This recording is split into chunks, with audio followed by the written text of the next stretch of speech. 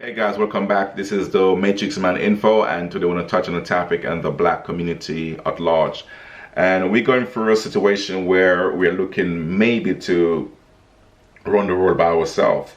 But there are a few things that we may have to learn how to do differently. And it doesn't matter differently in the sense of any other race, but differently in terms of business. Because how we run business and the customer service that we offers, not going to be the pivotal thing, because customer service at the moment, if you want to see, go on Amazon, everything that people purchases on Amazon, they do leave a review. So in terms of we having business, whether it's going to be online itself or e-commerce business or just a brick and mortar business, we're going to have to learn how to give the better service. Like I said, we didn't even compare it to no other race of people, but in terms of how because we can have a good restaurant, for example, and all because so we bank our knowledge and the fact because our food is good. But the next question we have to ask sometimes, could we get more customers into the door if we have a better representation in terms of how we treat our existing customers and how we can also attract new customers? Because I see sometimes we go to like our own restaurant, like here in London, and you be talking to the person running the shop itself, and like maybe asking for something in the menu, and the way how they respond to you, you wonder if like if you was asking for the food for free, you know what I mean? Even though you're gonna pay your money, but the customer service sometimes is very poor, and you know what I mean? And we have to look into that, and many different things might happen. But if you're gonna place customer service laws and obviously have a good service, then your good service can suffer, because you have to come through the customer service before you hit the product or that service.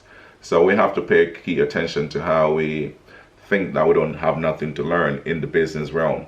We're gonna have to learn how to even do competitive marketing in terms of pricing, because a lot of time you might go to a black owned business, and sometimes the price that he or she is charging for that one item, you do know if you go two shops, two more doors down below from there, you can get the same item or more for less.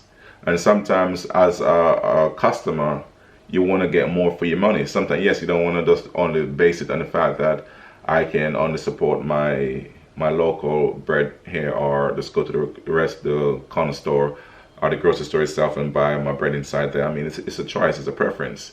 So if we look at it where we're going to cancel out, let's say, other commercial business out there that are owned by whites or any other race or nationality out there, then we're going to have to make sure that everything is okay. How we price our stuff, and how the fact that obviously profit for every business is important. But it's not just here profit we're looking at, is the fact that are we having competitive price, or are we just pricing from motor ahead, not studying the markets around us to say, okay, cool, if I was to sell this drink for $1.50 in this shop next door beside me selling maybe for maybe $1.65, am I attracting more customer, and that more customer probably could buy more item, even though they might buy less of the same item they come for. But the fact that I get them inside of the door of my business establishment, then that simply means I could upsell them in something else, you know what I mean? So we're gonna have to learn how to price our goods and service at a competitive edge, because it's not just to slap a big price on an item or food or whatever it is, entertainment, and just decide so we should pay because we're black. A lot of people, black people who have in business at the moment, will outprice the community, because we all have different budgets in our home. We got different incomes, we got different things to work with. So you're gonna have to remember that we have to price in where it capture everyone in that market itself. So take for example, at the moment, if you wear slogans on your t-shirt. So for example, I'm wearing this top here that says easy.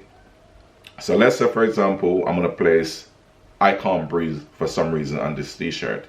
So I can get the same top here maybe at Zara or Gap, or maybe say H&M, let's say for £10.